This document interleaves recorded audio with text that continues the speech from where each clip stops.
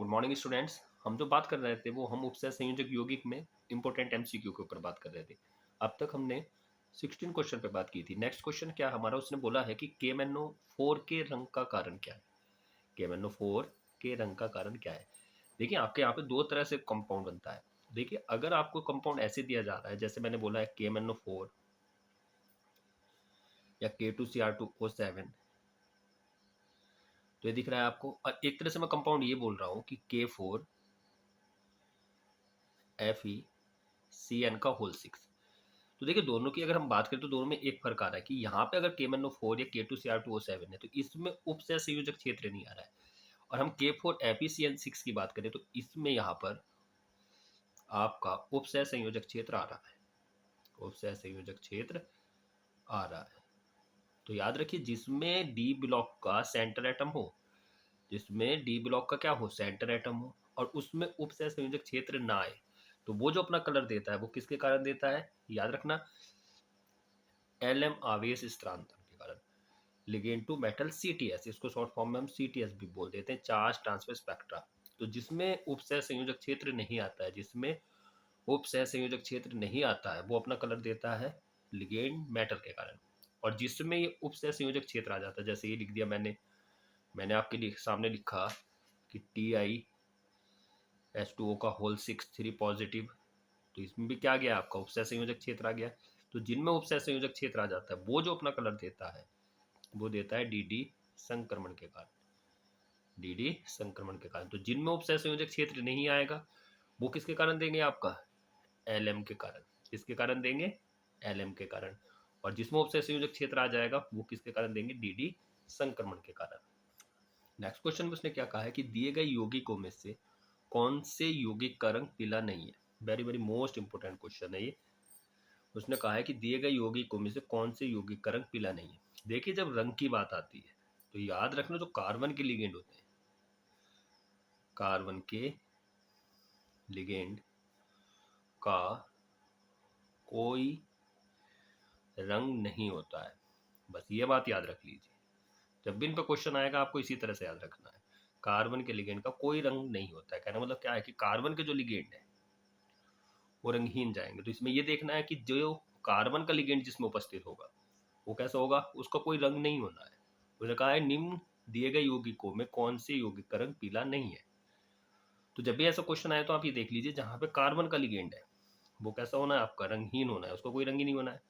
तो अगर हम इसमें बात करें तो इसमें पहले में कार्बन का लिगेंड है क्योंकि कार्बन आ रहा है, यहाँ पे नाइट्रोजन का है, ओके, यहाँ पे ऑक्सीजन का आ गया है, यहाँ पे भी कौन है, ऑक्सीजन आ रहा है।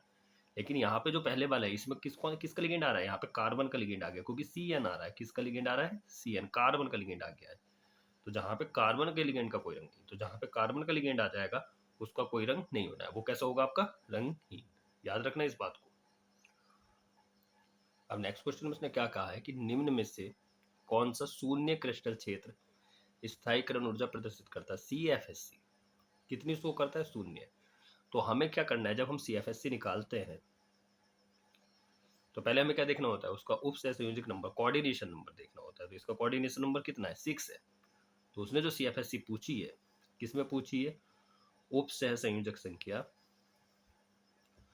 उपसह संयोजक संख्या 6 में पूछी है। तो उपसह संयोजक संख्या 6 में क्या फॉर्मूला होता है आपका, संख्या 6 के लिए क्या फॉर्मूला होता था, -0.6m plus 0.4 n plus p, यही आपका होता था। ये नहीं होता था, यहाँ पे -0.4 होता था, यहाँ पे 0.6 होता था, 0.6। तो उपसह संयोजक संख्या 6 के लिए जो आपके CFSC का फॉर्मूला है वो कितना है, -0.4m plus 0.6n plus p। अब आपको पता है कि जब हम CFSC निकालते हैं कोऑर्डिनेशन नंबर 6 में, तो वहाँ पे क्या होता था, आपके पास D में 5 ऑर्बिट होते हैं। तो हम क्या करते थे, ऊपर आपका बनाते थे 2 और नीचे कितना बनता था आपका 3। कितना बनता था, 3। तो अगर हम इसकी बात करें, अगर फर्स्ट की बात करें तो Mn का कितना होता है आपका, ऑक्सीडेशन तो +3 आएगी क्योंकि H2O पे कितना चार्ज होता है, 0। तो Mn का कितना होता है 25। तो कितना बनेगा आपका 3D5 4H2, कितना आ रहा है, +3 आ रहा है। तो इसका मतलब क्या है, 2 इसमें से जाएगा, 1 इसमें से जाएगा, तो कितना आ जाएगा 3d4।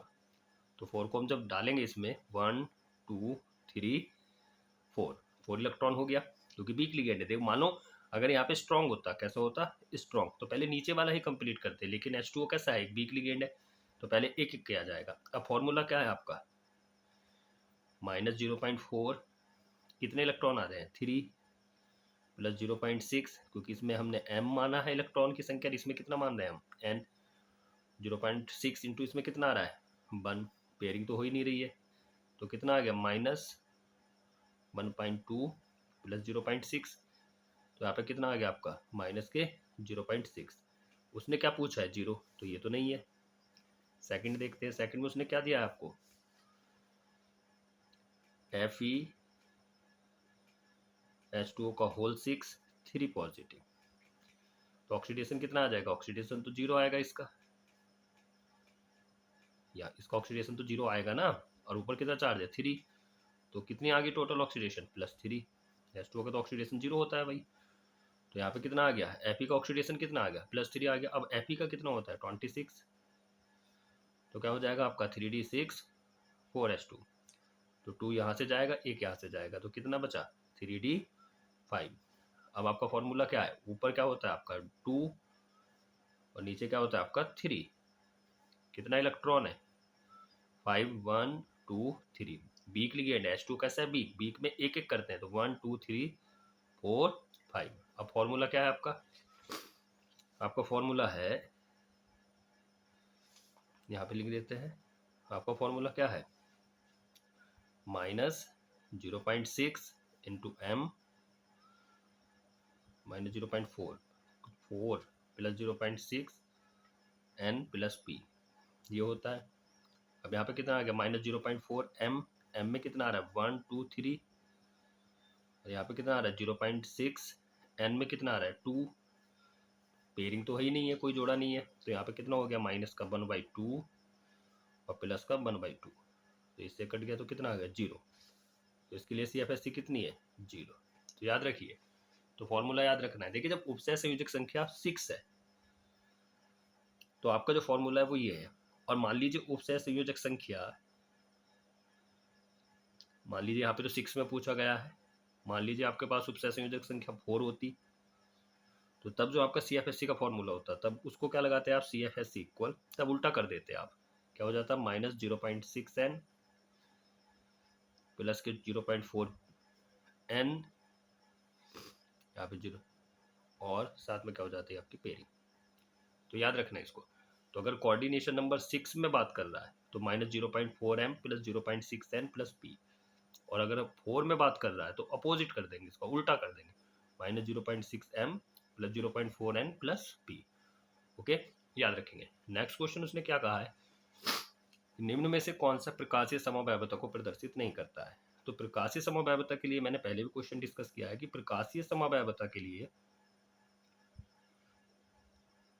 आपको क्या याद रखना है कि उसमें आपका द्विदंतुक लिगेंड होना चाहिए, द्विदंतुक लिगेंड होना चाहिए। अब द्विदंतुक लिगेंड कौन कौन होता है आपका, एक आपका होता है EN GLY और OX, तो वो कंडीशन जिसमें द्विदंतुक लिगेंड उपस्थित है, तो पहली शर्त तो यही है कि प्रकाशीय समवायवता के लिए द्विदंतुक लिगेंड होना चाहिए। तो इसमें द्विदंतुक है, करेगा, इसमें द्विदंतुक है, ये भी करेगा, लेकिन इसमें द्विदंतुक नहीं है, क्योंकि यहाँ पे भी क्या है आपका एक दंतुक है, और ये भी आपका कैसा है एक दंतुक है। तो जिसमें द्विदंतुक लिगेंड नहीं आएगा वो प्रकाशीय समवायवता को प्रदर्शित नहीं कर सकता है। तो इसका आंसर कौन सा हो जाएगा आपका थर्ड। नेक्स्ट क्वेश्चन देखिए, ये वाला क्वेश्चन थोड़ा थ्योरेटिकल है, याद रखने वाला है। निम्न में से कौन सा पृथ्वी कैंसर कर्मक के रूप में उपयोग होता है, पृथ्वी कैंसर कर्मक के रूप में उपयोग होता है, तो ये तो याद करने वाली बात है, तो हमेशा याद रखिए सिस वाली कंडीशन फॉलो होती है। कौन सी कंडीशन फॉलो होती है, सिस वाली, और उसमें कौन, अमोनिया और क्लोरीन। तो ये तो याद रखने वाला क्वेश्चन है, इंपॉर्टेंट इसलिए मैं इसको बता रहा हूँ। तो पृथ्वी कैंसर कर्मक के लिए कौन सा इंपॉर्टेंट होता है, समपक्ष PtCl2NH3 का होल ट्वाइस। ये क्वेश्चन बहुत इंपॉर्टेंट है, याद रखना, ये बहुत बार पूछा जाता है। हाँ, नेक्स्ट क्वेश्चन इंपॉर्टेंट है, NiCO4 में संकरण क्या होगा। किसमें पूछा है, NiCO का होल 4 में संकरण क्या होगा। देखिए जब संकरण निकालते हैं तो पहला काम क्या होता है, आपको क्या दिया गया है, यहाँ पे आपको NiCO का होल 4 दिया गया है। तो पहला काम क्या है आपका, ऑक्सीडेशन निकालना। अगर हम इसका ऑक्सीडेशन निकाले तो CO पे कितना चार्ज होता है, 0। ऊपर भी कितना है, 0, कोई चार्ज ही नहीं है। तो X इक्वल कितना आ गया, 0। अब Ni का कितना होता है, Ni का 28 होता है। तो 28 का कॉन्फ़िगरेशन क्या होगा, मैंने बताया आपको, जो लास्ट में होता है वो D में। तो 3D8 4s2 इतना कर लेंगे आप। अब कितना ऑक्सीडेशन है, 0, तो कुछ नहीं निकलेगा। अब आपको पता है कि D में कितना बनता है, 5। तो 3D 4s 4p। अब D में कितना इलेक्ट्रॉन आ रहा है आपका, 8। तो 8 भर लीजिए, 1 2 3 4 5 6 7 8, इतना हो गया। S में कितने आ रहे हैं, 2। इतना करने के बाद ये देखिए लिगेंड कैसा है। तो मैंने आपको पहले ही बताया, अगर कार्बन या नाइट्रोजन के लिगेंड होते हैं वो कैसे होते हैं आपके, स्ट्रॉन्ग। और ऑक्सीजन और हेलोजन के जो होते हैं वो कैसे होते हैं आपके, वीक। तो कार्बन नाइट्रोजन के स्ट्रॉन्ग है और ऑक्सीजन और हेलोजन के कैसे वीक है। तो ये किसका है, ये तो कार्बन का। तो स्ट्रॉन्ग वाले क्या करते हैं, पेयरिंग करते हैं। तो जब पेयरिंग होगी इनमें तो क्या होगा, एक इलेक्ट्रॉन इसके पास और एक इलेक्ट्रॉन इसके पास। तो क्या कंडीशन जनरेट होगी, ये यहाँ पे आ जाएगा। जैसे ही ये यहाँ पे आया तो ये भी पेयर हो गया, और ये जैसे ही आया तो ये भी कैसे हो गया, पेयर हो गया। तो ये खाली हो गया। तो 3D 4s 4p।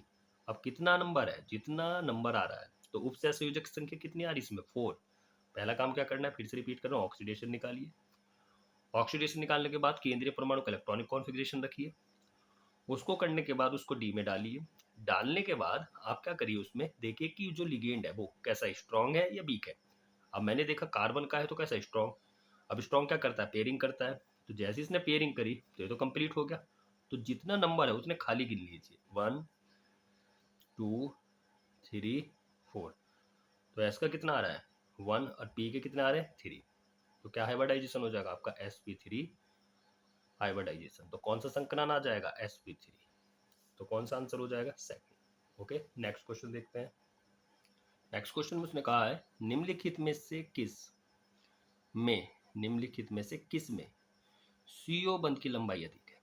देखिए जब भी बंध लंबाई की बात आती है तो एक बात याद रखिए, किसकी बात कर रहा है वो, बंध लंबाई की। तो बंध लंबाई हमेशा याद रखिए, इसका क्या शॉर्ट कॉन्सेप्ट होता है, बंध लंबाई इक्वल, याद रखिए इसमें यहाँ पे निगेटिव चार्ज की सबसे ज़्यादा होती है।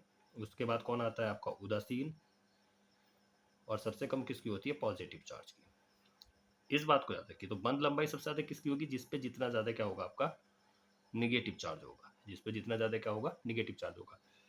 अब यहाँ पे क्या है, यहाँ पे भी निगेटिव चार्ज है, यहाँ पे भी निगेटिव चार्ज है, यहाँ पे क्या है, पॉजिटिव चार्ज है, और ये कैसा है आपका, उदासीन है। तो यहाँ पे आपको ये ध्यान रखना है कि जिसमें जब भी आपसे बंध लंबाई की बात होगी तो जहाँ पे निगेटिव चार्ज ज़्यादा होगा। अब यहाँ पे कितना निगेटिव चार्ज है, 1। यहाँ पे कितना निगेटिव चार्ज है, 2। तो जहाँ पर निगेटिव चार्ज आपका ज़्यादा होगा तो आंसर क्या हो जाएगा, ये हो जाएगा। बहुत ईजी कॉन्सेप्ट है, याद रखिए जब भी आपसे बंध लंबाई पूछी जा रही है तो निगेटिव चार्ज की ज़्यादा होती है, उदासीन की कम होती है, और पॉजिटिव चार्ज की क्या होती है, सबसे कम होती है। ठीक है, नेक्स्ट क्वेश्चन में उसने क्या कहा है, 24 में उसने कहा है कि निम्न में से किसके लिए डेल्टा नॉट पी सही है। डेल्टा नॉट है ना, पी से कम है, सही होता है। तो याद रखिए अगर आपके पास दुर्बल लिगेंड है, ये आया हुआ क्वेश्चन है नीट में, अगर आपके पास दुर्बल लिगेंड है, कैसा लिगेंड है, दुर्बल लिगेंड है, तो याद रखिए वहां पे डेल्टा नॉट छोटा होता है, डेल्टा ओ छोटा होता है पी से। और अगर आपके पास प्रबल लिगेंड है, कैसा लिगेंड है आपके पास, अगर प्रबल लिगेंड है तो याद रखिए डेल्टा ओ बड़ा होता है किससे, पी से। तो दुर्बल लिगेंड, तो किसके लिए बात हो रही, क्योंकि मैंने क्या कहा, दुर्बल लिगेंड के लिए पी क्या होता है, बड़ा होता है डेल्टा ओ से, और प्रबल के लिए पी क्या होता है, डेल्टा ओ से छोटा होता है।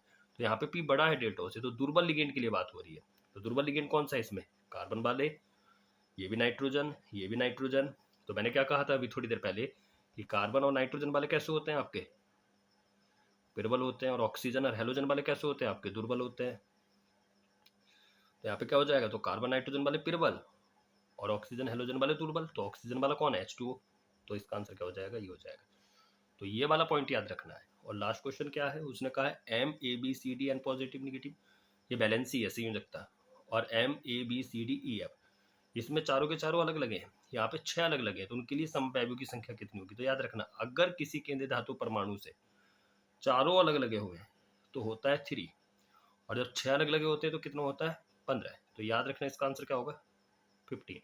3 15। तो जब चारों डिफरेंट होंगे तो 3 आता है समवैल्यू, और जब 6 के 6 डिफरेंट होते हैं तो कितना आता है? 15। ओके, तो ये 25 क्वेश्चन है, इनको बहुत अच्छे से आप पढ़िए। Okay, take care.